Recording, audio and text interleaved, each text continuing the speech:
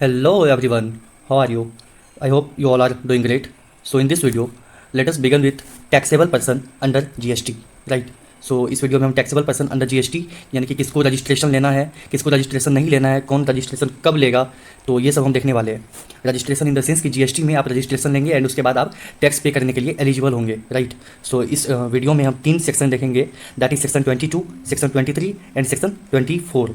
तो सेक्शन 22 में है रजिस्ट्रेशन आफ्टर थ्रेशोल्ड लिमिट, यानी कि एक लिमिट दिया हुआ है कुछ, तो उसको एक्सीड होने के बाद आपको जीएसटी में रजिस्ट्रेशन लेना मैंडेटरी हो जाता है। Voluntary registration and registration in case of pan change, यानी कि इन केस आपका पैन अगर चेंज होता है तो आपको रजिस्ट्रेशन लेना पड़ता है। नो रजिस्ट्रेशन इज रिक्वायर्ड, ये सेक्शन 23 में है। एंड सेक्शन 24 के अकॉर्डिंग जो है आपको मैंडेटरी रजिस्ट्रेशन लेना पड़ता है, राइट। सो चलो वन बाय वन देखते हैं। तो स्टार्ट करते हैं हम सेक्शन 23 से, that is no registration is required, ठीक है। तो इसमें क्या होता है कि an individual HUF exclusively engaged in agricultural activities, यानी कि अगर कोई भी इंडिविजुअल या HUF अगर एग्रीकल्चरल एक्टिविटीज़ कुछ भी करता है तो वो जो है एग्जाम्प्ट है और उसमें जो है कोई रजिस्ट्रेशन लेने की ज़रूरत नहीं है, ठीक है। उसके बाद है पर्सन इंगेज्ड इन एग्जाम्प्टेड सप्लाई। एग्जाम्प्टेड सप्लाई मतलब होता है जो भी नील रिलेटेड है, 100% एग्जाम्प्टेड है एंड नॉन टैक्सेबल है, ठीक है। तो अगर ये सब में से कोई भी सप्लाई हो रहा है, दैट एग्जाम्प्टेड सप्लाई हो रहा है, तो उस केस में जो आपको रजिस्ट्रेशन लेना मैंडेटरी नहीं होता है, आपको रजिस्ट्रेशन लेना ही नहीं है, ठीक है। तो उसके बाद आता है अदर एक्टिविटीज़। अदर एक्टिविटीज़ में फॉर एग्जांपल ले लो, a person exclusively engaged in RCM supply. RCM means होता है रिवर्स चार्ज मैकेनिज्म। देखो नॉर्मली क्या होता है कि ये सप्लायर है एंड ये रेसिपिएंट है। अब रेसिपिएंट यहाँ पे जो है रेसिपिएंट से सप्लायर जीएसटी कलेक्ट करके गवर्नमेंट को जो है पे करता है, बट आरसीएम में क्या होता है कि जो रेसिपिएंट है वो खुद ही गवर्नमेंट को जो है जीएसटी का पेमेंट करके चलेगा, ठीक है। तो ये सेक्शन 23 हमें बताता है कि कोई रजिस्ट्रेशन लेने की जरूरत नहीं है। पहला एग्रीकल्चरल एक्टिविटीज़, दूसरा एग्जाम्प्टेड सप्लाई और आरसीएम सप्लाई है, तो आपको कोई भी रजिस्ट्रेशन नहीं लेना है, ठीक है।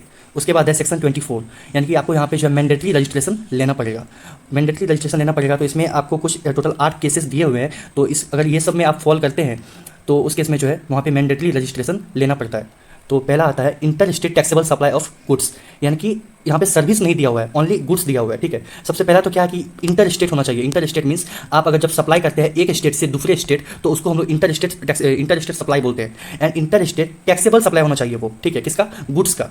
तो उस केस में जो आपको मैंडेटरी रजिस्ट्रेशन लेना पड़ता है। यहाँ पे एक्सेप्शन दिया हुआ है एक हैंडीक्राफ्ट, यानी कि अगर आप हैंडीक्राफ्ट गुड्स अगर कुछ भी सप्लाई करते हैं तो उस केस में जो है मैंडेटरी रजिस्ट्रेशन नहीं लेना है। उसके बाद है second casual taxable person making taxable supply except handicraft. अब कैजुअल टैक्सेबल पर्सन मतलब क्या होता है, फॉर एग्जाम्पल मान लो एक बंदा है मिस्टर एक्स जो कि दिल्ली में रजिस्टर्ड है, ठीक है, और मुंबई में कोई भी इवेंट हो रहा है, तो अब ये दिल्ली में रजिस्टर्ड है, अब ये मुंबई आता है, मुंबई में अपना एक स्टॉल लगाया, ठीक है। अब यहाँ पे जो भी वो सेल कर रहा है तो उस केस में जो उसको मैंडेटरी रजिस्ट्रेशन लेना पड़ता है 5 डेज इन एडवांस, यानी कि 5 दिन पहले जो उसको रजिस्ट्रेशन लेना पड़ता है, ठीक है। उसके बाद है person required to tax under RCM, यानी कि जो भी पर्सन आरसीएम में टैक्स पे करेगा उस केस में जो उसको मैंडेटरी रजिस्ट्रेशन लेना पड़ता है। तो आरसीएम में क्या होता है कि जैसे मैंने बोला था आपको कि सप्लायर ही टैक्स पे करता है, बट कुछ केसेस में जो है जो रेसिपिएंट है वो ही टैक्स पे करके चलेगा, और यहाँ पे जो रेसिपिएंट है उसको रजिस्ट्रेशन लेना पड़ जाएगा, सप्लायर यहाँ पे रजिस्ट्रेशन नहीं लेगा, ठीक है। उसके बाद है ई कॉमर्स ऑपरेटर, जो भी ई कॉमर्स ऑपरेटर है अगर वो कुछ भी सप्लाई कर रहे हैं, फॉर एग्जांपल अमेजॉन हो गया, फ्लिपकार्ट हो गया, मिंत्रा हो गया एटसेट्रा, तो उस केस में जो भी ई कॉमर्स ऑपरेटर सप्लाई हो रहा है तो उस केस में जो उसको यानी कि रजिस्ट्रेशन लेना मैंडेटरी हो जाता है।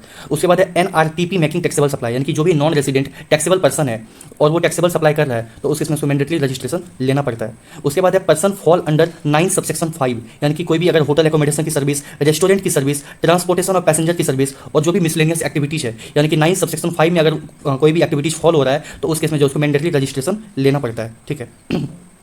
उसके बाद है person who is supplying through an e commerce operator exception 9 subsection 5, यानी कि जो 9(5) में आपका जो भी एक्टिविटीज़ है उसको छोड़ करके अगर कोई भी पर्सन जो है ई कॉमर्स ऑपरेटर के थ्रू सप्लाई कर रहा है, फॉर एग्जांपल मान लो यहाँ पे मिस्टर एक्स जो कि डील करता है रेडीमेड क्लोथ में और वो अपना बिजनेस को एक्सपेंड करना चाहता है, ज़्यादा कस्टमर को रीच करना चाहता है, तो इसीलिए वो डिसाइड करता है कि वो जो क्लोथ है अपना सप्लाई करेगा अमेजॉन से।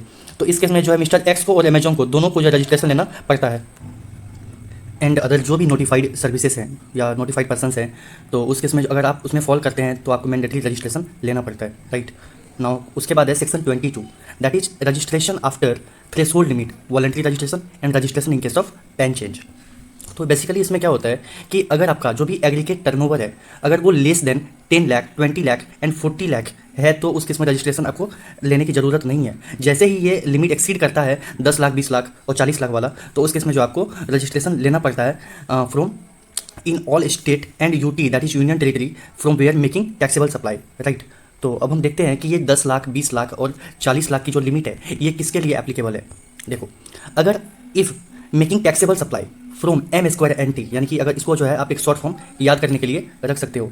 एम स्क्वायर एन टी मतलब होता है मिजोरम, मणिपुर, नागालैंड एंड त्रिपुरा। अगर ये 4 स्टेट से आप कोई भी टैक्सेबल सप्लाई कर रहे हैं तो उस केस में जो आपकी एप्लीकेबल लिमिट है वो 10 लाख होगी। तो 10 लाख जैसे ही एक्सीड करेगा उस केस में जो है रजिस्ट्रेशन लेना पड़ेगा। उसके बाद है if making taxable supply from पुस्तम। पुस्तम मीन्स पुडुचेरी, उत्तराखंड, सिक्किम, तेलंगाना, अरुणाचल प्रदेश और मेघालय। ये 6 स्टेट से अगर आप कोई भी टैक्सेबल सप्लाई कर रहे हैं तो उस केस में जो एप्लीकेबल लिमिट है वो 20 लाख है। दैट इज 20 लाख एक्सीड होने के बाद वहाँ पे जो है रजिस्ट्रेशन लेना पड़ जाएगा, ठीक है। उसके बाद है if making taxable supply from any other state and UT, then उस केस में जो अगर आप गुड्स सप्लाई कर रहे हैं तो जो लिमिट है वो 40 लाख है। सर्विस सप्लाई कर रहे हैं तो लिमिट 20 लाख है। दोनों से सप्लाई कर रहे हैं तो जो लिमिट है वो 20 लाख रुपए है।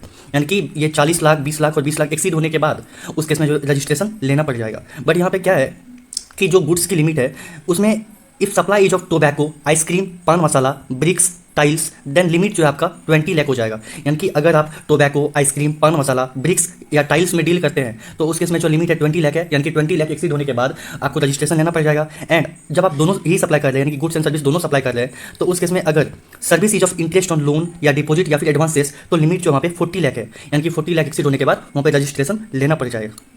उसके बाद है ये जो मैं एग्रीगेट टर्नओवर की बात कर रहा हूँ। अब ये एग्रीगेट टर्नओवर होता क्या है, देखो इसमें क्या है कि जो भी आपका टैक्सेबल सप्लाई है एक्सक्लूडिंग इनवार्ड सप्लाई, यानी कि जो भी आपने परचेज किया है on which tax is payable under RCM, यानी कि रिवर्स चार्ज मैकेनिज्म में, तो ये तो आपके टर्नओवर में कैलकुलेट नहीं होगा, जो सामने वाला पार्टी है उसके टर्नओवर में कैलकुलेट होगा। तो इसको जो एक्सक्लूड कर देंगे हम, ठीक है। उसके बाद जो भी आपका एग्जाम्प्टेड सप्लाई है या फिर एक्सपोर्ट ऑफ गुड्स और सर्विसेज और बोथ, या फिर inter state supply of person having same PAN to be computed on all India basis, but exclude करना है इसमें से जो भी सेंट्रल टैक्स है, स्टेट टैक्स है, यूनियन टेरिटरी टैक्स है, इंटीग्रेटेड टैक्स है एंड सेस है।